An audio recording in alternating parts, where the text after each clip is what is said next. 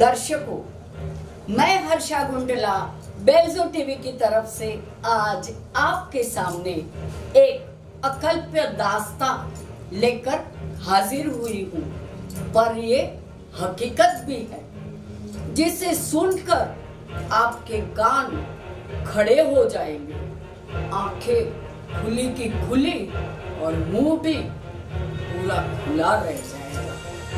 तो ये है एक ऐसी दास्तां एक भारतीय सेना के फौजी की, जो शहीद होने के बाद भी सरहद पर अपनी ड्यूटी ऑनेस्टली कर रहे हैं और उनको वेतन भी दिया जाता है और साथ में उनका प्रमोशन भी किया जाता है।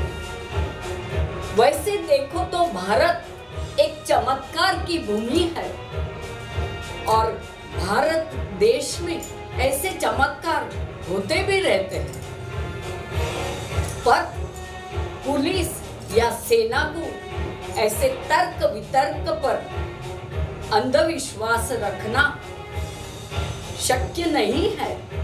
फिर भी ये एक हकीकत बन चुकी है। दोस्तों, आप सोच रहे होंगे कि मैं ये पहेलियां क्यों बुझा रही हूँ, आखिर मैं किसकी बात कर रही हूँ? तो दर्शकों, आपका सरप्राइज दी एंड करने के लिए मैं ये दास्तां लेकर आई हूँ बाबा हरभजन सिंह, जो एक भारतीय सेना के फौजी थे। बाबा हरभजन सिंह का जन्म हुआ था 30 अगस्त 1946 में। यह बाबा हरभजन सिंह भारतीय सेना में भर्ती हुए 9 फरवरी 1966 में और उनकी मृत्यु हुई 4 अक्टूबर 1968 में। काफी जवानी में ही वो शहीद हो गए। खास कहने की बात इनके बारे में ये है कि यह बाबा हरभजन सिंह जब एक खच्चरों का काफिला लेकर जा रहे थे, घाटी से गुजर रहे थे, तो उनका पैर फिसल गया और वो घाटी में गिर गए। घाटी में पानी का बहाव काफी तेज था, तो उनका शव 2 किलोमीटर दूरी पर चला गया। भारतीय सेनानी फौजियों ने 3 दिनों तक उनके शव को ढूंढा, पर वो लोग नहीं मिल पाए, उस शव को नहीं पा सके कि कहाँ एग्जैक्टली है वो शव। बाद में बाबा हरभजन सिंह अपने फौजी मित्रों के सपनों में आए और उन्होंने लोकेशन बताया। उन्होंने मतलब कि बाबा हरभजन सिंह ने फौजी मित्रों को सपनों में आकर लोकेशन बताया कि कहां पर उनका शव है। फौजियों ने उसी जगह पर उस शव को ढूंढा और यह हकीकत निकली कि शव वही था। है कि नहीं बातें चौंकाने वाली? आप शांत हो जाइए, मुंह बंद करके शांति से सुनिए और बहुत सारी बातें मैं आपको उनके बारे में बताने जा रही हूँ। यह शहीद भारतीय फौजी ऑनेस्टी से निष्ठा पूर्वक सरहद पर अपनी ड्यूटी पे कर रहे हैं आज भी। वैसे उनकी मृत्यु होके अभी तक 48 इयर्स गुजर चुके हैं। कहने की बात ये है कि यह हरभजन सिंह चीन और भारत दोनों कंट्री की गतिविधियों के बारे में सपने में आकर बताते। यह बात कहना इसलिए मैं चाहती हूँ कि चीन के सैनिकों ने भी बाबा हरभजन सिंह को घोड़ेसवारी करते हुए, गश्त लगाते हुए देखा है। ये भी एक चौंकाने वाली बात है उनके बारे में। और भारतीय सेनानी को तो वो बताते ही हैं चीन की गतिविधियों के बारे में।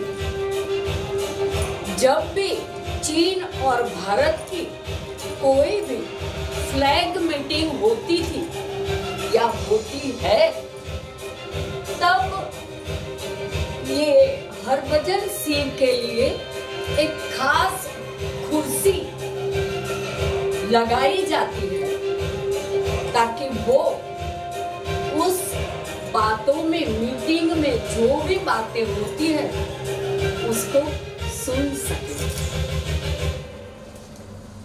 और एक बात मैं कहना ये चाहती हूँ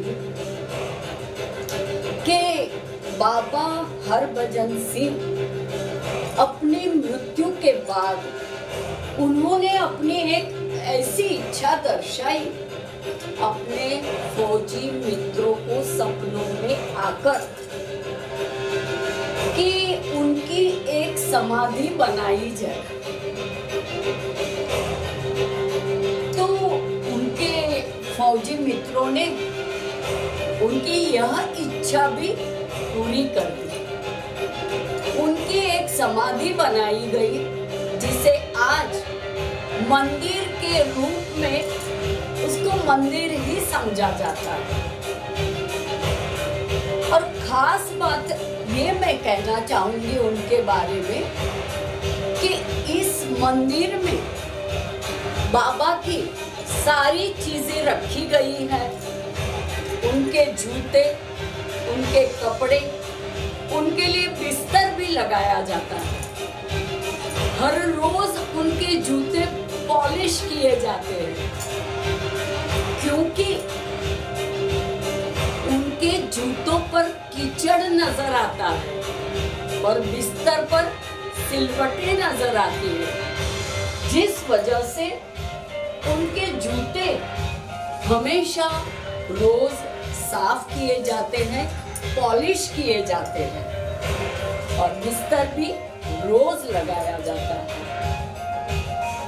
दोस्तों, ये बाबा की समाधि या मंदिर के बारे में एक ऐसी हकीकत है कि इस मंदिर में यदि पानी की बोतल रखी जाती है तो कुछ दिनों के बाद इस बोतल के पानी में ऐसा एक चमत्कार हो जाता है कि इस पानी का सेवन 21 दिन तक यदि किया जाए तो इंसान अपने रोगों से मुक्ति पा सकता है। सच कहूं, ये बाबा हरभजन सिंह सिक्किम के पास एक नाथुला के अंदर इनका जन्म हुआ था, पैदा हुए थे, रहते थे, कह सकते हैं हम। तो और एक इम्पोर्टेंट बात उनके बारे में ये भी कहना चाहती हूँ कि बाबा हरभजन सिंह को हर साल 2 महीने का वैकेशन, यानी कि वो 2 महीने की छुट्टी लेते थे। उनकी छुट्टी हमेशा 15 सितंबर से 15 नवंबर तक रहती थी। इस छुट्टी के दरमियान बाबा हरभजन सिंह अपनी ड्यूटी पे नहीं करते थे। और आपको सरप्राइज होगा इस छुट्टी के दरमियान क्या। तो मैं कहना चाहूंगी दर्शकों, जब उनकी छुट्टी आती है तो बाबा की टिकट बाकायदा बुक की जाती है। फौजी 2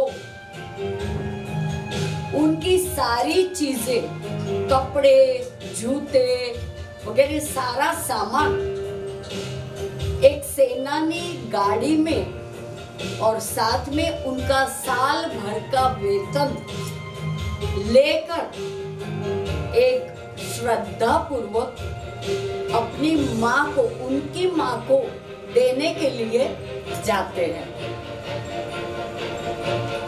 और वापस वही सारा सामान उसी ट्रेन में लाया जाता है और मंदिर में रखा जाता है।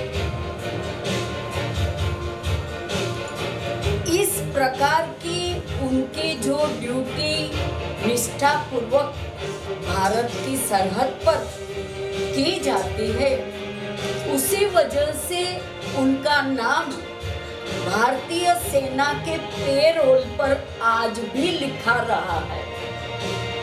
और आज ये शहीद फौजी